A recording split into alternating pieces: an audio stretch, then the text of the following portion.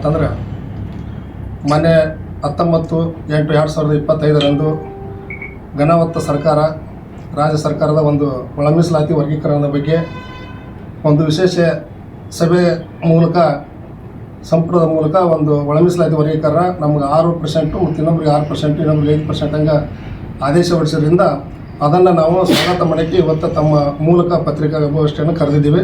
ಅದಕ್ಕೋಸ್ಕರ ಇವತ್ತು ನಮ್ಮ ಸಮಾಜದ ಮುಖಂಡರಾದ ಮತ್ತು ಪ್ರೊಫೆಸರ್ ಸೋಮಶೇಖರ್ ಹೊಸಮನಿ ಅವರು ಅದನ್ನು ಉದ್ದೇಶಿಸಿ ನಾವು ಮಾತಾಡ್ತಾರೆ. ಸ್ವಾಗತ ಕೋರುತ್ತೇನೆ.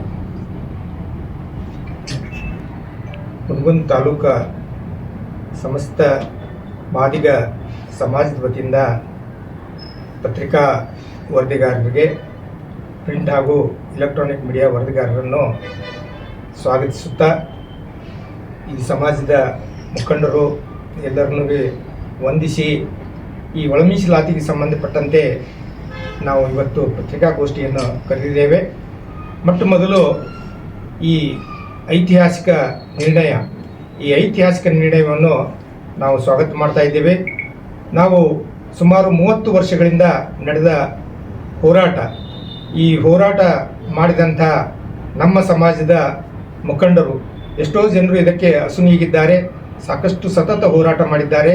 ಅವರಿಗೆ ನಾವು ಪೂರ್ವಕವಾದಂಥ ಅಭಿನಂದನೆಗಳನ್ನು ಸಲ್ಲಿಸ್ತಾ ಇದ್ದೇವೆ ಮತ್ತು ಸರ್ಕಾರಕ್ಕೂ ಕೂಡ ನಾವು ಅಭಿನಂದನೆ ಸಲ್ಲಿಸ್ತಾ ಇದ್ದೇವೆ. ಈ ಒಳ ಮೀಸಲಾತಿ ಜಾರಿಗೆ ಸಂಬಂಧಿಸಿದಂತೆ ಈ ಅನೇಕ ರಾಜಕೀಯ ಮುಖಂಡರು ಮತ್ತು ಬೇರೆ ಬೇರೆ ಪಕ್ಷದವರು ನಮಗೆ ಪ್ರತ್ಯಕ್ಷವಾಗಿ ಅಪ್ರತ್ಯಕ್ಷವಾಗಿ ಈ ಸಮರ್ಥನೆ ಬೆಂಬಲವನ್ನು ನೀಡಿದಂಥ ಎಲ್ಲರಿಗೂ ನಾವು ಅಭಿನಂದನೆಯನ್ನು ಸಲ್ಲಿಸ್ತಾ ಇದ್ದೇವೆ. ಈ ಒಳ ಮೀಸಲಾತಿಯ ನಿರ್ಣಯ ಒಂದು ಐತಿಹಾಸಿಕ ನಿರ್ಣಯವಾಗಿದೆ. ನಿರಂತರ ಸುದೀರ್ಘ ಹೋರಾಟದ ನಂತರ ನಮಗೆ ಫಲ ನೀಡಿದೆ. ಇದಕ್ಕೆ ಸಂಬಂಧಿಸಿದಂತೆ ಈ ಹುನಗುಂದ ಹಾಗೂ ಇಳಕಲ್ ಜನರ ಮಾದಿಗರ ಈ ಕೊಡುಗೆ ಬಹಳ ಇದೆ ಅಂತ ಹೇಳ್ತಾ ಇದ್ದೇನೆ. ನಾವು ಮೊಟ್ಟ ಮೊದಲು ಈ ಮಾದಿಗ ಸಮಾಜದ ಹೋರಾಟ ಆರಂಭವಾದದ್ದು ಸುದೀರ್ಘ ಮಂದಕೃಷ್ಣ ಮಾದಿಗ ಅಂಥೇಳಿ ಅವರ ನೇತೃತ್ವದಲ್ಲಿ ಬಹಳ ದೊಡ್ಡ ಹೋರಾಟ ಆಯಿತು. ಅದರ ಪ್ರಭಾವದಿಂದ ನಮ್ಮಲ್ಲಿಯೂ ಕೂಡ ಆರಂಭವಾದವು. ಈ ಇಳಕಲ್ ಹಾಗೂ ಹುನಗುಂದ ತಾಲೂಕು ಮಾದಿಗರ ಕೊಡುಗೆ ಮಹತ್ವದ್ದು ಅಂತ ನಾನು ಯಾಕೆ ಹೇಳ್ತಾ ಇದ್ದೀನಿ ಅಂತಂದರೆ, ಈ 2004ರಲ್ಲಿ ಉಪಚುನಾವಣೆ ಆರಂಭವಾಯಿತು. ಹುನಗುಂದ ತಾಲೂಕದ ಉಪಚುನಾವಣೆ ಈ SR ಕಾಶ್ಯಪ್ನವರ ಮರಣದ ನಂತರ ಉಪಚುನಾವಣೆ ಆರಂಭ ಆಯಿತು. ಆ ಉಪಚುನಾವಣೆ ಒಂದು ಅತ್ಯಂತ ಪ್ರತಿಷ್ಠಿತ ಚುನಾವಣೆ ಆಗಿತ್ತು. ಜನತಾದಳ ಮತ್ತು ಈ ಕಾಂಗ್ರೆಸ್ ನಡುವೆ ಈ ಜಿದ್ದಾಜಿದ್ದಿನ ಹೋರಾಟ ಇತ್ತು. ಹೀಗಾಗಿ ಇಡೀ ರಾಜ್ಯದ ಎಲ್ಲ ಮುಖಂಡರು ಬಂದಿದ್ದರು. ಆವಾಗ ಒಂದು ಪವರ್ ಸೆಂಟರ್, ನಮ್ಮ ಮನೆ ಒಂದು ಅಧಿಕಾರ ಕೇಂದ್ರವಾಗಿತ್ತು, ಅಲ್ಲಿ ಎಲ್ಲರೂ ಬರ್ತಾ ಇದ್ದರು. ಆ ಸಂದರ್ಭದಲ್ಲಿ ಎಲ್ಲ ನಾಯಕರು ಬಂದಿದ್ದರು. ನಮ್ಮ ಸಮಾಜದ ಮತವನ್ನು ಅವರು ತಮ್ಮ ಕಡೆ ಒಲಿಸುವ ಉದ್ದೇಶದಿಂದ ಅನೇಕ ಆಮಿಷಗಳನ್ನು ಹೇಳಿದರು. ಅದೇ ಸಂದರ್ಭದಲ್ಲಿ SM ಕೃಷ್ಣ ಅವರು ಮುಖ್ಯಮಂತ್ರಿ ಇದ್ದರು. ಆ ಮುಖ್ಯಮಂತ್ರಿಗಳಿದ್ದಾಗ ನಮ್ಮ ಸಮಾಜದವರು ಎಲ್ಲರೂ ಮುಖಂಡರನ್ನ ಅವರು ಕರೆಸಿ ನಮಗೆ ನೀವು ಬೆಂಬಲಿಸಿ ಕೊಡಬೇಕು ಅಂತೇಳಿ ಕೇಳಿದಾಗ ನಾವು ಆವಾಗ ರಾಯಚೂರಿನಲ್ಲಿರುವಂಥ ಮಾರಪ್ಪನವರು ಮಾದಿಗ ಮೀಸಲಾತಿ ಹೋರಾಟದ ಅಧ್ಯಕ್ಷರಿದ್ದರು.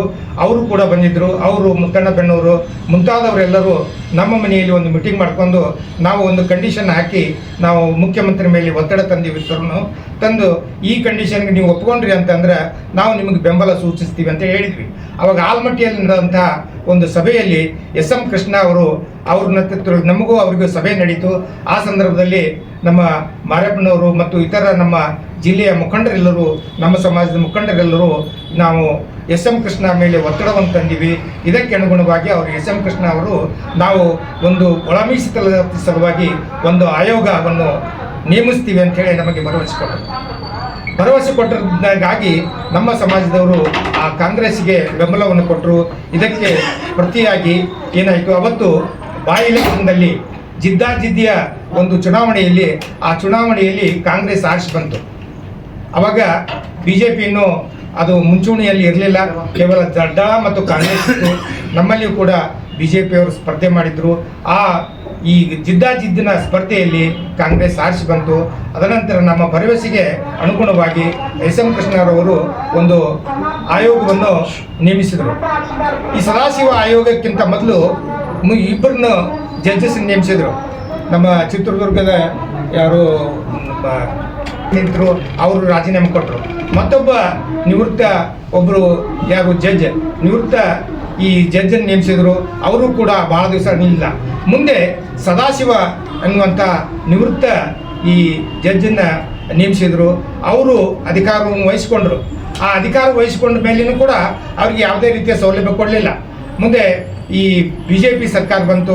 ಆವಾಗ ನಮ್ಮ ರಾಜಕೀಯ ಮುಖಂಡರೆಲ್ಲರೂ ಒತ್ತಡವನ್ನು ಹೇರಿ, ವಿಶೇಷವಾಗಿ ಕಾರಜೋಳ ಅವರು ಕೂಡ ಒತ್ತಡವನ್ನು ಹೇರಿ ಅದಕ್ಕೆ ಸ್ವಲ್ಪ ಹಣವನ್ನು ಮತ್ತು ಈ ಆಫೀಸ್ ಕೊಟ್ಟರು ಸದಾಶಿವ ಆಯೋಗ ಅವಾಗ ಕೆಲಸ ಮಾಡಲಿಕ್ಕೆ ಆರಂಭವಾಯಿತು. ಅವರು ಕೆಲಸ ಮಾಡಲಿಕ್ಕೆ ಆರಂಭವಾಗಿ ಸುದೀರ್ಘವಾದಂಥ ಸುಮಾರು 2-3 ವರ್ಷಗಳ ಕಾಲ ಸುದೀರ್ಘ ಅಧ್ಯಯನ ನಡೆಸಿ ಅವರು ಏನು ಮಾಡಿದರು ಅಂತಂದರೆ ವರದಿಯನ್ನು ಕೊಟ್ಟರು. ಅವರ ವರದಿಯ ಪ್ರಕಾರ ನಮ್ಮ ಸಮಾಜಕ್ಕೆ 6, ಮಾದಿಗ ಸಮಾಜಕ್ಕೆ ಮತ್ತು ಸಂಬಂಧಿಸಿದ ಜಾತಿಯವರಿಗೆ 6 ಮತ್ತು ಬಲಗೈ ಚಲವಾದಿ ಸಮಾಜಕ್ಕೆ ಸಂಬಂಧಿಸಿದಂಥ ಈ ಜನರಿಗೆ ಅವ್ರಿಗೆ ಏನೈತೆ ಅಂತಂದ್ರೆ 5% ಮತ್ತು ಉಳಿದ ಸ್ಪರ್ಶ ಜಾತಿಯ ಈ ಜನರಿಗೆ ಅವ್ರಿಗೆ 3% ಕೊಟ್ಟರು. ಅವಾಗ 15%ದಲ್ಲಿ ಅವರು ಇದೇನು ಮಾಡಿದ್ರು ಅಂತಂದರೆ ಸೀಮಿತಗೊಳಿಗೆ 6, ಆಮೇಲೆ ಈ 4, ಆಮೇಲೆ 3 ಈ ರೀತಿ ಅವರು ವರ್ಗೀಕರಣ ಮಾಡಿ ಅವರು ವರದಿಯನ್ನು ಕೊಟ್ಟರು. ಆ ವರದಿಯನ್ನು ಕೊಟ್ಟ ಮೇಲೆ ಅದನ್ನು ಅವರು ಸರ್ಕಾರಕ್ಕೆ ಸಲ್ಲಿಸುವುದಕ್ಕೂ ವಿಳಂಬ ಆಯಿತು. ಸರ್ಕಾರಕ್ಕೂ ಬಹುಬೇಗನ ಒಪ್ಪಲಿಲ್ಲ. ಅನೇಕ ಸರ್ಕಾರಗಳು ಬದಲಾವಣೆ ಆದರೂ ಕೂಡ ಸದಾಶಿವ ಆಯೋಗದ ವರದಿಯನ್ನು ಒಪ್ಕೊಳ್ಳಿಲ್ಲ. ಅವಾಗ ಮುಂದೆ ಈ ಕಾಂಗ್ರೆಸ್ ಸರ್ಕಾರ ಅಧಿಕಾರಕ್ಕೆ ಬಂದ ಮೇಲೆ, ಸಿದ್ದರಾಮಯ್ಯವರ ನೇತೃತ್ವದಲ್ಲಿ ಅಧಿಕಾರಕ್ಕೆ ಬಂದ ಮೇಲೆ ನಮ್ಮ ಸಮಾಜದವರ ಆಂಜನೇಯವರು ಸಮಾಜ ಕಲ್ಯಾಣ ಮಂತ್ರಿಗಳಾದರು. ಆ ಸಮಾಜ ಕಲ್ಯಾಣಗಳ ಮಂತ್ರಿಗಳಾದ ಮೇಲೆ ಅವರು 3-4 ಸಭೆ ಪ್ರಯತ್ನ ಮಾಡಿ ಈ ಕ್ಯಾಬಿನೆಟ್ಗೆ ಒಯ್ದರು ವರದಿಯನ್ನು. ಸದಾಶಿವ ಆಯೋಗದ ವರದಿಯನ್ನು ಕ್ಯಾಬಿನೆಟ್ನಲ್ಲಿ ಇಟ್ಟರು. ಆದರೆ ಅಲ್ಲಿ ತೀವ್ರಗತಿಯ ವಿರೋಧದಿಂದಾಗಿ ಅದನ್ನು ಮಂಡಿಸಲಿಕ್ಕೆ, ಅದನ್ನು ಒಪ್ಕೊಳ್ಳಿಕ್ಕೆ ಸಾಧ್ಯವಾಗಲಿಲ್ಲ. ಹೀಗಾಗಿ ಸದಾಶಿವ ಆಯೋಗದ ವರದಿ ಅಲ್ಲೇ ಅದು ಕೋಲ್ಡ್ ಸ್ಟೋರೇಜ್ಗೆ ಕಳಿಸಿಬಿಟ್ರು.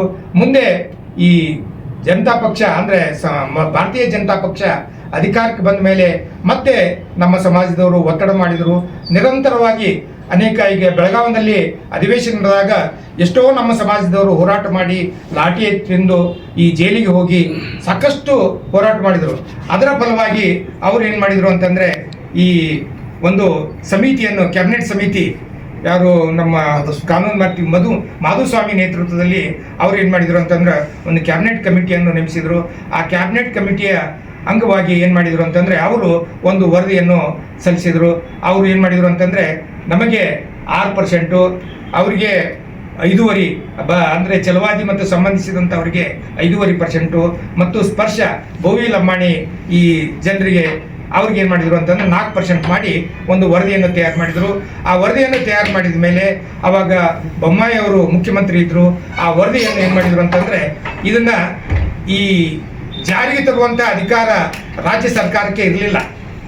ಹೀಗಾಗಿ ಅವರು ಕೇಂದ್ರ ಸರ್ಕಾರಕ್ಕೆ ಕಳಿಸಿದ್ರು. ಕೇಂದ್ರ ಸರ್ಕಾರಕ್ಕೆ ಕಳಿಸಿರೋದ್ರಿಂದ ಅವರು ಕಳಿಸಿದ ಮೇಲೆ ಅದು ಹಾಗೆ ಕುಂತು ಅಲ್ಲಿ ಏನಾಯಿತು ಅಂತಂದರೆ ಕಾನೂನಿನ ತೊಂದರೆ ಇತ್ತು.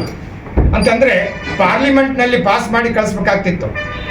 ಅಂದರೆ ಈ ಸುಪ್ರೀಂ ಕೋರ್ಟ್ನಲ್ಲಿ ಒಂದು ಏನಿದೆ ಅಂತಂದರೆ ಈ ವರ್ಗದವರು ಅಂದರೆ ಪರಿಶಿಷ್ಟ ಜಾತಿಯವರು ಒಂದು ಬೇರೆ ಬೇರೆ ವರ್ಗವಲ್ಲ, ಒಂದು ಏನಿದೆ ಅಂತಂದರೆ ಹೋಮೋಜಿನಿಯಸ್ ಗ್ರೂಪ್ ಅಂತೇಳಿ ಸಂತೋಷ್ ಹೆಗಡೆ ಅವರು ಸುಪ್ರೀಂ ಕೋರ್ಟ್ ಜಡ್ಜ್ ಇದ್ದಾಗ ಹೋಮೋಜಿನಿಯಸ್ ಗ್ರೂಪ್ ಅಂತೇಳಿ ಅವರು ಮಾಡಿ ಇದನ್ನು ಒಳ ಮೀಸಲಾತಿ ಮಾಡಬಾರ್ದು ಅಂತೇಳಿ ಅದನ್ನೇನು ಮಾಡಿದರು ಅಂತಂದರೆ ಅದನ್ನು ಇಬ್ಬರು ಜಡ್ಜ್ ಇದ್ದಂಥ ನಿರ್ಣಯ ಕೊಟ್ಟಿದ್ರು. ಹೀಗಾಗಿ ಒಳ ಮೀಸಲಾತಿ ಬರಲಿಕ್ಕೆ ಅವಕಾಶ ಇದ್ದಿದ್ದಿಲ್ಲ, ರಾಜ್ಯಗಳಿಗಿರಲಿಲ್ಲ. ಆಮೇಲೆ ಕೇಂದ್ರದವರು ಕೂಡ ಪಾರ್ಲಿಮೆಂಟ್ನಲ್ಲಿ ಪಾಸ್ ಮಾಡೋಕ್ಕಾಗ್ತಿತ್ತು. ಆದ್ದರಿಂದ ಅದನ್ನು ಅಂಗಗೊಳಿತು. ಮುಂದೆ ಈ 2024 ಆಗಸ್ಟ್ 1ರಂದು ಒಂದು judgment, supreme court judgment pass ಆಯಿತು. ಅಲ್ಲಿ ಏನಿದ್ರು ಅಂತಂದರೆ ಒಳ ಮೀಸಲಾತಿ ಮಾಡಲಿಕ್ಕೆ ರಾಜ್ಯಗಳಿಗೆ ಅಧಿಕಾರವನ್ನು ನೀಡಲಾಗಿದೆ ಅಂತೇಳಿ ಅವರೊಂದು ಜಡ್ಜ್ಮೆಂಟ್ ಪಾಸ್ ಆಯಿತು. ಹೀಗಾಗಿ ನಮಗೇನಾಯಿತು ಅಂತಂದರೆ ಒಂದು ಬಲ ಬಂತು. ಅಂದರೆ ಸುಪ್ರೀಂ ಕೋರ್ಟ್ನಲ್ಲಿ ಇದ್ದಂಥ ಅಡೆತಡೆ ನಮಗೆ ನಿವಾರಣೆ ಆಯಿತು. ಸುಪ್ರೀಂ ಕೋರ್ಟ್ನವರು ಕ್ಲಿಯರ್ ಮಾಡಿದರು. ಹೀಗಾಗಿ ರಾಜ್ಯಗಳಿಗೆ ಅಧಿಕಾರ ಬಂತು. ರಾಜ್ಯಗಳಿಗೆ ಅಧಿಕಾರ ಬಂದ ಮೇಲೆ ಈಗ ಏನು ಮಾಡಿದರು ಅಂತಂದರೆ ನಮ್ಮ ಸಮಾಜದವರೆಲ್ಲರೂ ಒತ್ತಡ ಹೇರಿದರು.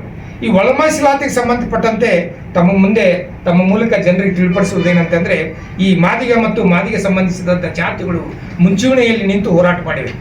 ಉಳಿದ ಅಸ್ಪೃಶ್ಯ ಸಮಾಜದವರು ಕೂಡ ಅದನ್ನು ನಾವು ಮುಂಚೂಣಿಯಲ್ಲಿ ಬರಲಿಲ್ಲ.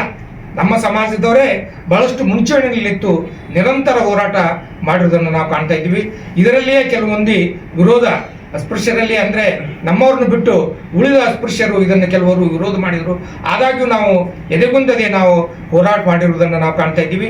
ಆದ್ದರಿಂದ ಸರ್ಕಾರದ ಮೇಲೆ ಒತ್ತಡ ತಂದ ಮೇಲೆ ಅವ್ರು ಏನು ಮಾಡಿದರು ಅಂತಂದರೆ ಮತ್ತೆ ಒಂದು ಕಮಿಟಿಯನ್ನು ನೇಮಿಸಿದರು.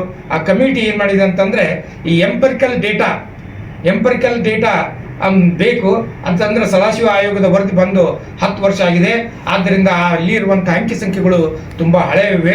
ಅದಕ್ಕೆ ಹೊಸ ಅಂಕಿ ಸಂಖ್ಯೆಗಳು ನಮಗೆ ಬೇಕು ಅಂತೇಳಿ ಏನು ಮಾಡಿದರು ಅಂತಂದರೆ ಮತ್ತೆ ಒಂದು ಸಮಿತಿಯನ್ನು ನೇಮಿಸಿದರು.